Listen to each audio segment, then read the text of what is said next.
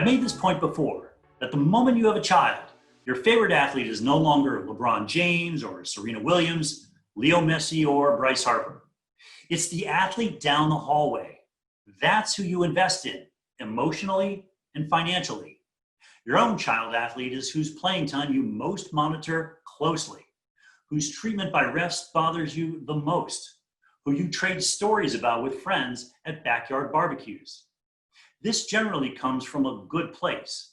You love your kid and you want them to succeed, or at least not be eliminated, culled from the herd. You want that more than anything else in the world, really. We're talking about the stuff of DNA evolutionary code. If you can afford the arms race that has become youth sports, it's hard not to go with it. Even our next speaker, one of our society's great thinkers, felt the tug. Wikipedia describes Michael Lewis as an American author and financial journalist. Full stop. No mention of sports. We know better. His books and movies have been among the most influential in sports. He wrote The Blind Side on the evolution of modern football and the class dimensions in the college game, and Moneyball, which called BS on a century's worth of collective wisdom by baseball insiders and helped usher in the era of statistical analysis. Michael is my kind of writer. He takes complex topics that have reshaped key American institutions or American life itself and unpacks them, makes them understandable to a wide audience through vivid storytelling and characters. In his latest project, he's the central character. His topic mines the same ground as Project Play, youth sports. It's called Playing to Win, an audiobook released this week on Amazon Audible that explores the psyche and social impact of the travel team parent, a force that has transformed sports at all levels and the lives of families everywhere. Here's how he opens up the 2-hour audiobook. Last summer, my wife sent me a text message. She just dropped off our child at some softball field in Oregon and gone looking for a gluten-free meal in a gluten-filled mall when she experienced what must have been a terrible moment of clarity. She saw what kids' sports had done to our lives. "This is hell on earth," said the text. "There is no reason for me to be here doing this." And with that, she was done. Right up to that moment, as a mother, she'd been willing to do pretty much whatever it took. No drum lesson was too much trouble to reschedule. No playdate too distant to drive to. No homework assignment trivial enough to ignore. But this, well, it was all finally too much. If I wanted our child to continue her athletic career, I'd have to manage it on my own. A part of me was surprised that it had taken so long for her to break. 1,610 girls' softball games. I counted them up. In the beginning, a decade ago, before either of us had any real idea where our children's athletic careers would lead us, most of their games were fairly sweet-natured affairs played no more than an hour's drive from our home in Northern California. In time, they became a lot less sweet and a lot more distant. In just that past year, our 16-year-old daughter had played softball in Portland, Denver, Las Vegas, Orlando, Boston, Yaphank, New York, Middletown, Connecticut, Princeton, New Jersey, and 2 small college towns in western Massachusetts. She'd spent 27 nights in hotel rooms in Irvine, California, and become an A-list member of Southwest Airlines. If all you knew about her was her itinerary, you might guess that she was an overworked salesperson for a mid-sized American company based on the West Coast, but a company with peculiar national ambitions. 1,610 softball games sounds excessive, but it really doesn't capture the enormity of the experience from my wife's point of view. You'd need to include another 2,000 team practices, plus another 1,000 or so private batting practices, pitching lessons, and weight training sessions. A home movie scrolls through my wife's brain of the life we might have had it not been for sports. In this movie, our family is more like an American family from the 1950s. We spend weekends together. We're able to use the tickets she bought 4 months in advance to go see Daniel Handler reading Lemony Snicket, instead of giving them away and flying to a softball field in the Denver suburbs. We're allowed to vacation at times other than the few weeks in August between the summer and fall softball seasons. And we'd devote not so much as a passing thought to which Hampton Inns offer a cold breakfast before 6 in the morning on Sundays. I just assumed as a family that we'd have dinner together, she says, as this movie sadly rolls along. We can't even pull that off once a week. Walker still doesn't know how to use a fork. Walker is our 12-year-old son. I completely understand why my wife now feels as she does, and even if I didn't, she's earned the right to feel however she feels. But I have my own feelings about the situation.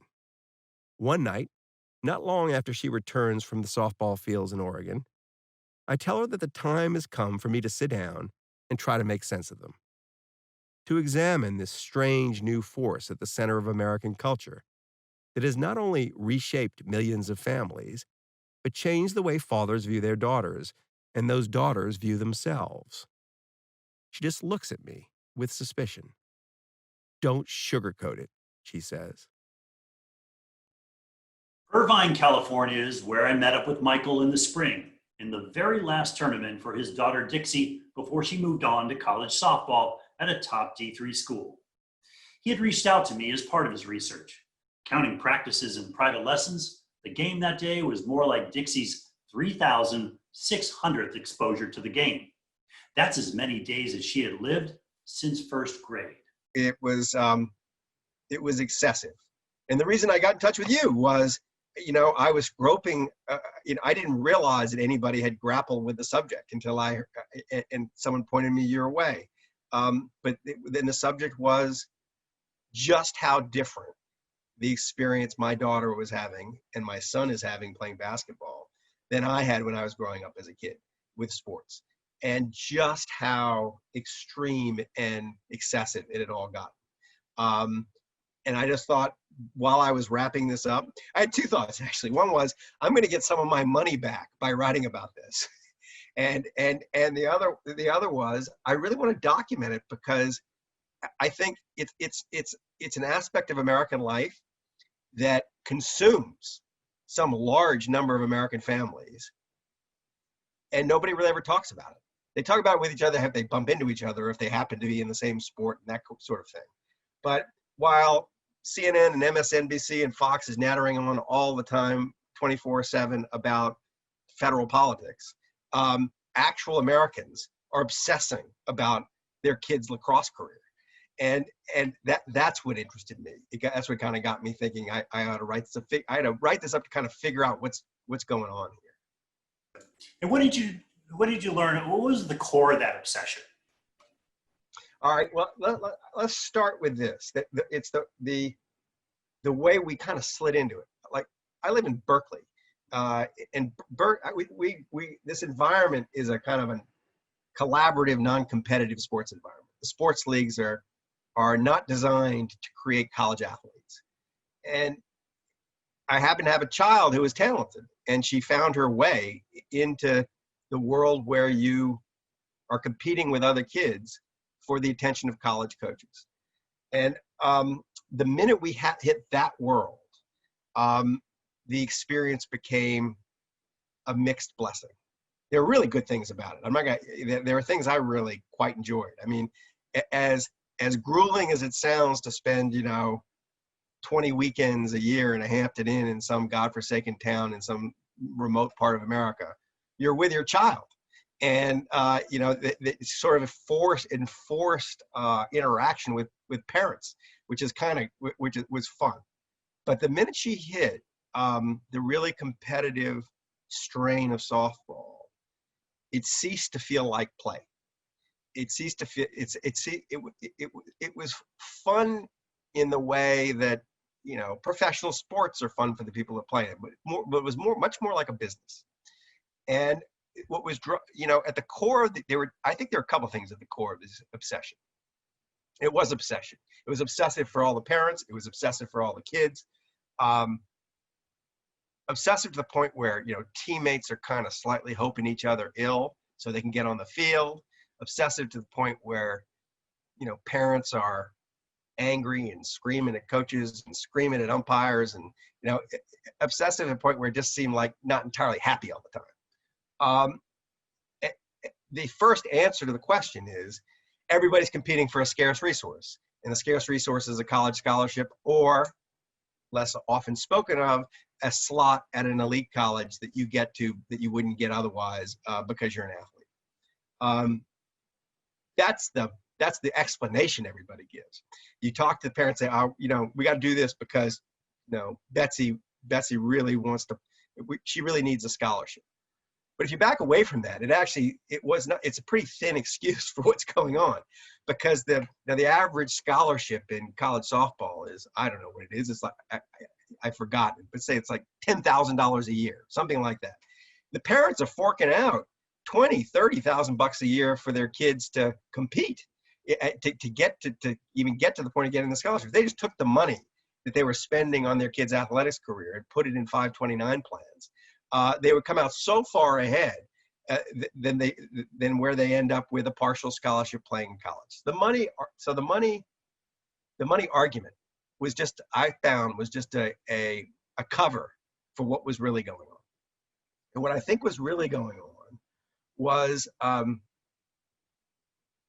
this odd sense that you could tick the box of I'm being a good parent by diving into this world, up to your eyeballs, and this sense that your job as a parent is to help your kid win a brutal red and tooth and claw competition.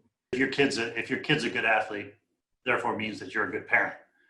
There's something like that's going on, and it starts. Especially means you're a good dad. It's the dads are the ones who are heavily. It's always a dad whose career didn't quite work out. His athletic career isn't quite what he hoped, or a dad who just got. In my case, I think my case is a pretty typical case. A dad who's involved, but certainly not doing 50% of the parenting when daughter hits age 6. And there's this thing that I'm uniquely qualified to take 100% of the responsibility for. And my wife says, thank God there's something, go do it. And it becomes this slippery slope. It starts as, oh, it's fun. It's daddy and daughter going off to the park once a week, or then twice a week. And then daddy's coaching the team, and then he's coaching 2 teams, and then he's running the league, and then he's on the board. And then he's coordinating all the travel softball teams in the area, and his kid's a superstar. And dad's like entire identity starts to become wrapped up in how his kid's doing. That was me. I was spending at the peak for a period of 6-7 years. I was spending 30 hours a week as a softball coach, or they call me commissioner, but as the organizer of our competitive travel teams here. And that's easily 30 hours a week. As much, I was supposed to be writing books, right? I was spending about as much time on my kids' athletic careers as I was on my own literary career. And you think, and I tell a story in the little piece you mentioned, where how crazy the story is it didn't occur to me there was anything strange about it until I mentioned it to someone else. I was off with Obama. I was writing a piece for Vanity Fair about the President of the United States. The President of the United States had flown me with him down to Cartagena, Colombia, and had spent a lot of time with me on Air Force One, time with me down there, was really helping me with the piece, and was kind of into it. And we land back. We actually landed for some reason not at Andrews Air Force Base, but at Dulles. I can't remember why. And as we're getting off the plane, he says, "You know what? Don't go home yet. Come get in the Beast. That's the limousine, and ride with me to the White House. Come check out the White House." And I said, I looked at my watch, and I said, I got a tournament. I got a softball tournament. I got to get back to supervise it in California, and I got to get on a plane and get out of here. And he kind of smiled and said he understood. And I got on a plane. And I came back to supervise a 10-year-old girls softball tournament. And it was like 9 months later, I mentioned that, someone, I really probably should have gone to the White House with Obama. It probably would have improved the piece. It would have, I got to know him better. They said, why didn't you? I said, well, because I had the softball tournament to come back to. You out of your mind? But I was doing that kind of thing. That's extreme, but that kind of thing routinely. Vanity The only Fair. thing more powerful than the president of the United States The is feeling, what it you was like, feel for your daughter. And the thing that was going on in my brain is I don't want to miss that. No way I'm going to miss that. She's going to be a star. She's going to, they're going to kick ass. It's going to be so much fun. I'm not going to miss that. And it becomes, my wife said for a period of time, she thought it had actually changed my brain chemicals. Now, what she was seeing was a version of me when I played sports. And it was joyous for me, but it got out of hand. let's talk about the economy, the youth sports economy a little bit here. I mean, you went to the London School of Economics. You worked on Wall Street. You've written about, rigged economies, the housing bubble of 2008. You've studied behavioral finance. What do we need to know about the youth sports economy? That at the bottom of it is the ignorance of the consumer, the ignorance and delusion of the consumer. The consumer is the parent of the child who is having to pay, sometimes 10, 20, 30, $40,000 a year to keep a kid in the travel softball or travel baseball or travel basketball world. The consumer, the parent, in this case me, typically only knows what they need to know to be intelligent in their decision making after they've gone through the experience. And they typically only go through the experience once, maybe twice, maybe 3 times if they have 3 kids who are gifted athletes. But this isn't a repeat thing. This isn't like going to a restaurant. You're not learning thing, or you are learning, but by the time you learn, it's kind of too late. So the ignorance of the consumer and the anxiety of the consumer is at the heart of the whole thing.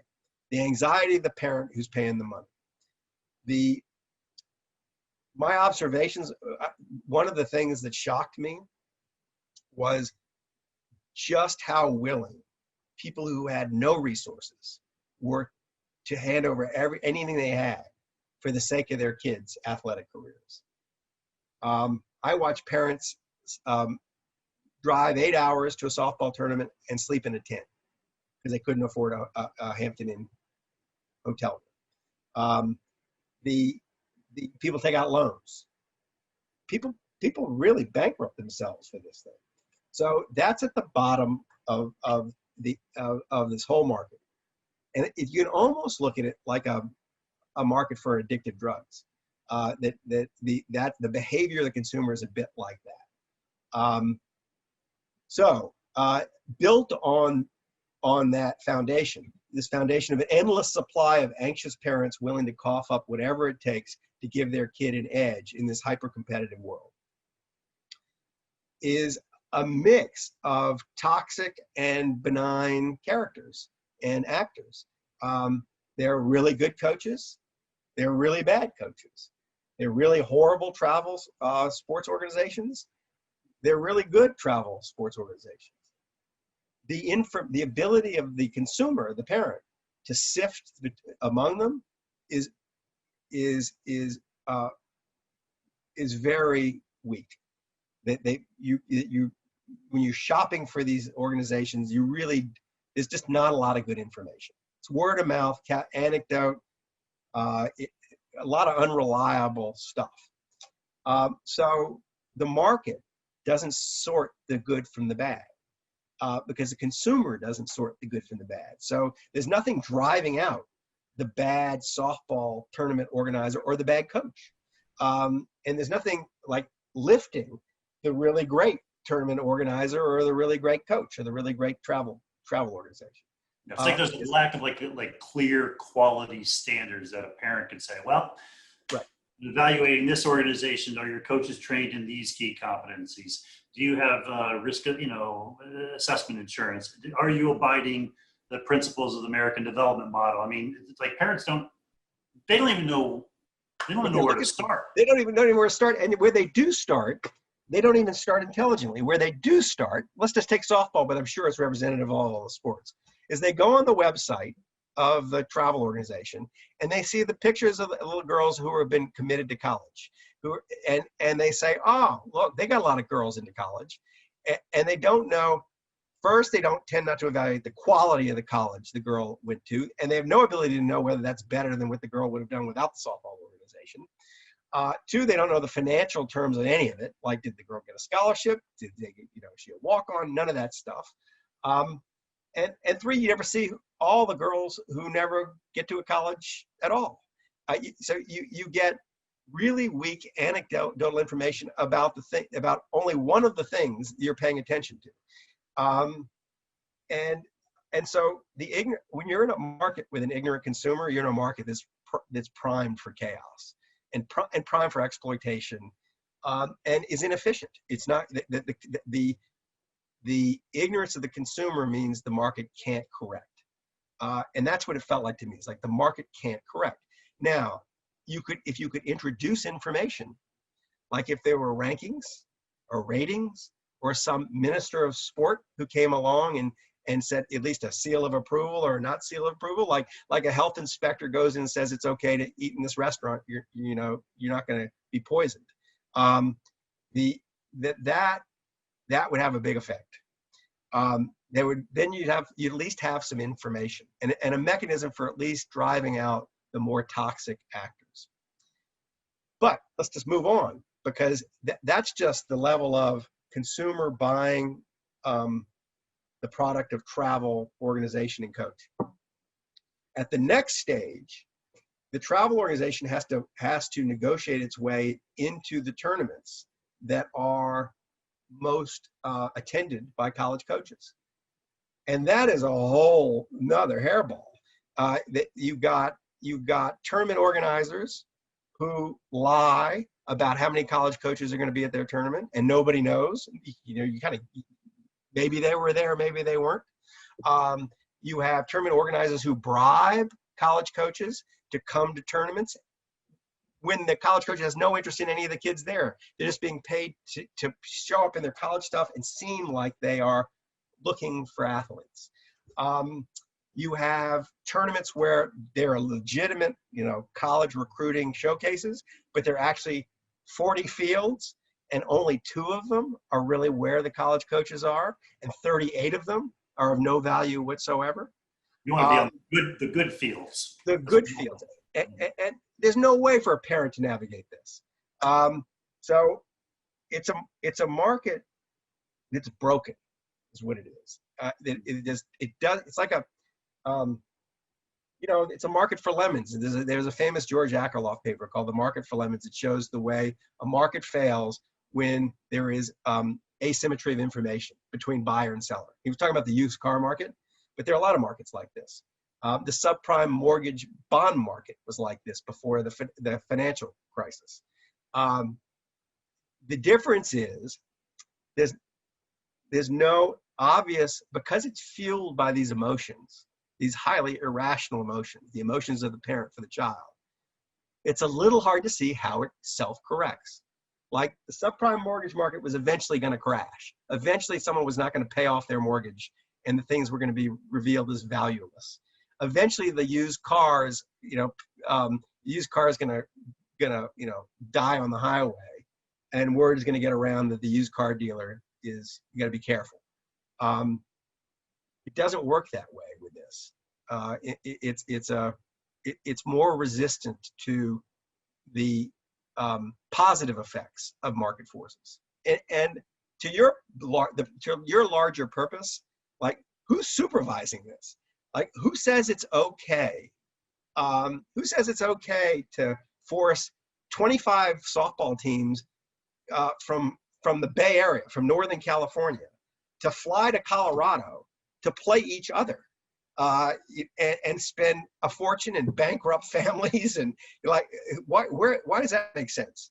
Or who says it's okay that you basically weed out all kinds of kids who should be playing because they can't afford to play? That it becomes an actually economic competition as much as an athletic competition. That your ability to pay means that you have access to this privileged relationship with college admissions offices, or this privileged relationship with college scholarship money. It's just the opposite of what it should be. It should be, sports should be a leveler. It should be a way for kids to come from nothing and emerge as champions. They should It should be a way to identify kids who have ability to work hard, who have ability to succeed in tough environments, who have no resources, and get them into places with resources. But it's become the opposite. It's become essentially a regressive rather than a progressive enterprise. And that was the part that I liked least about it. And that was, I don't know about you, but was the part I maybe liked most about my own athletic career, was the way it threw me I grew up in New Orleans, out of privileged New Orleans, and threw me into all of New Orleans, and black and white and poor and rich and Catholic and Irish, and you were competing. Nobody cared who your daddy was. And that's, in the world of travel sports, that's gone. Because it may be true nobody cares who your daddy is once you're there, or your mama is, but to get there, it matters who your mama or daddy is. And that's just a shame. How should we feel about that? Or what should we do about it? Or what That's can a we really good question. You have the answer to that. I don't, but that's called boomer asking, when you ask the question that the person should be asking you. So I should be asking you that question, but I'll take a little stab at it. The people who could do a lot are the college coaches. The college coaches could insist on seeing on the importance of high school sports, on seeing the places where the kids who don't have the resources can play. And they could do it at a local level, and I think some of them do. Heather Tarr, who coaches softball for the University of Washington, had a lovely conversation with her. Never ended up in the story, but she said that at her local level, she tries to do, for really little kids, kind of clinics to sort of identify kids who might not have resources, but might somehow get them into the pipeline. So college coaches could have an effect. If there were a ministry of sport, I mean, this is all crying out for regulation. It basically, I think, in an age that hates regulation and that doesn't really understand its value, doesn't understand that every market that really works is a market that's well regulated. And this is a market that doesn't particularly work very well. If the kid all of a sudden can't afford to play when they're 10, and that, they can't afford to travel to Colorado from California to play in the tournaments, by the time they're 12, they can't compete. So you got to start really young. But to sort of what we need to do is change the culture. So there is a sense that if you have a travel program and you've got 18 little girls on a team, that 4 or 5 of them really should be on scholarship. That there should be maybe we think of these things should be priced like airline seats. Kind of your ability to pay. And but it's how I feel about it is outraged. I mean, it does feel like you're taking this thing that really has nothing to do with money, and there's so few places in our culture that have nothing to do with money, and sports really should have nothing to do with money, and turning it into something that has a lot to do with money. It's the last thing the society needs. It needs more things that have nothing to do with money, not fewer. That if you insist on the localness of it, and you force it, you sort of try to encourage it to be local for as long as possible, you solve a lot of the problems. Because the expense comes when you hit the road. That's the expense. The big expense. That's when kids start getting weeded out, when they have to get on an airplane or go pay for a hotel room. So you insist on these, you invest in these local leagues. And if these local leagues are strong, they hold the kids into their 11, 12, 13. And at that point, when they're 13, you get them to 13. If you don't have any money and you can play, someone's going to see it. You're not going to be lost because you don't have the money. At that point, someone will pluck you out. But the problem is that what happens in a lot of communities is that the community's not that strong, and all of a sudden the kids are off at age 9 and 10. Frequent flyers on Southwest Airlines, and that's a big problem. Do you think that'll change at all? I mean, we have seen over the past few months hundreds of college programs get cut across the country. Just yesterday was Minnesota got rid of 3 or 4 programs. Iowa a week before that, Stanford cut 11 programs. Ivy League schools, D2, D3. I mean, it's been a bit of a bloodbath and a bit of a reset in college sports these days. So as that happens, and as programs, including softball programs, get cut, does that change the value proposition or the potential ROI that could motivate parents to get their kids on these early forming travel teams and spend all the money and spend all the time? I'm sure it does. It certainly removes the official, it lessens the power of the official story, which is we're doing it for college scholarships. It doesn't remove some of the core emotional reasons why people are doing it in the first place. So I think that the world of youth sports is going to die a harder death than the world of college sports. I think you may find that some of these programs get cut back, and the first response in the youth sports market is nothing. They're going to go back to right to where they were until people figure out what all that meant. Also, it's a little hard to know what's temporary and what's permanent. This is a very odd period. It's a little hard to know what will be cut permanently and what won't be. But let's say that there is I can't remember what the numbers of dollars are for college scholarships, athletic scholarships, say $3 billion a year, just pick a number. Let's say that's reduced by a third or half. I don't think it will have an equivalent effect in the youth sports market, because I think the youth sports thing is there's something else going on there above and beyond college scholarships dollars. And as long as there's any kind of story, as long as there are any dollars out there, you can still tell the story. We're doing it for the scholarship dollars. So unless they just eliminate, so let's take softball. Let's say they just eliminated college softball altogether. It didn't exist anymore. It's not going to happen because it actually makes money. It's like it's the women's sport that I think does well. It's on ESPN all the time. And but let's say they just eliminated it. It would deal a big blow to the youth sports stuff. It would not completely kill it, because there are people doing it for other reasons. Michael, thank you for joining us. Sure, total pleasure.